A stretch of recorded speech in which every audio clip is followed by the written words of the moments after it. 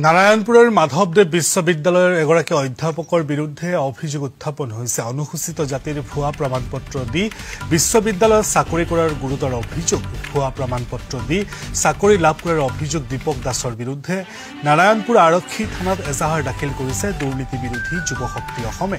উল্লেখ্য দীপক দাস নামৰ অধ্যাপকগৰাকী সৰ্থেবাৰী ৰাজচক্ৰৰ বনিয়াকুছি গাঁৱৰ নিবাসী বুলি জানিব পৰা গৈছে। তেওঁৰ পিতৃ কালীচৰণ দাস এগৰাকী সাধাৰণ শ্ৰেণীৰ লোক বুলি প্ৰমাণপত্ৰ দিছে বনিয়াকুছি গাঁৱৰ গাঁও প্ৰধানে। দীপক দাসে চাকৰি লাভ কৰাৰ সময়ত যি অনুসূচিত জাতিৰ জাতিগত প্ৰমাণপত্ৰ দাখিল কৰিছিল সেই প্ৰমাণপত্ৰখন শোণিতপুৰ জিলাৰ ঢেকিয়াজুলিৰ ১ নং ৱাৰ্ডৰ বাসিন্দা বুলি উল্লেখ আছে। বৰ্তমান ঢেকিয়াজুলিৰ গাঁও প্ৰধানে দীপক দাস সেই স্থানৰ বাসিন্দা নহয় বুলি জনাইছে। সকলোবোৰ তথ্য সংগ্ৰহ কৰি নাৰায়ণপুৰ আৰক্ষী থানাত দীপক দাসৰ বিৰুদ্ধে এজাহাৰ দাখিল কৰিছে সংগঠনটোৰ নেতৃত্বই।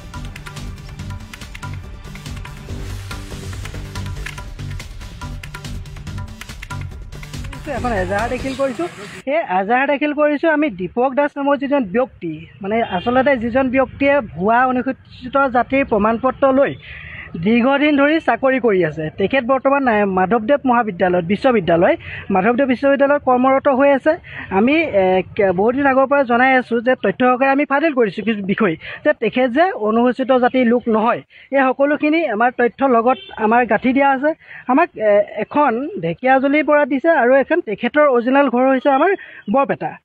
ঠিক বৰপেটা জিলাৰ সৰ্থেবাৰী অঞ্চলত হয়। তেখেতৰ তাত যিজন গাঁও প্ৰধান আছে, মুখ্য গাঁও বিষয়াজন যিজন আছে, তেখেতে এখন প্ৰমাণপত্ৰ দাখিল কৰিছে যে দীপক দাস নামৰ এই ব্যক্তিজন কোনো ধৰণৰ মানে এই SC চাৰ্টিফিকেটযুক্ত মানে ব্যক্তি নহয়। তেখেতৰ তাত লিখা আছে তেখেত সাধাৰণ শ্ৰেণীৰ লোকহে।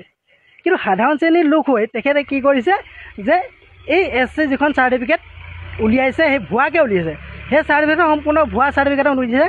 সেই চাৰ্টিফিকেটখন উলিয়াই তেখেতে চাকৰি কৰি আছে। আমি আজি এখন FIR দাখিল কৰিছোঁ। এই এজাহাৰখনৰ ভিত্তিত তেখেতৰ ওপৰত বিহিত ব্যৱস্থা গ্ৰহণ কৰিব লাগে।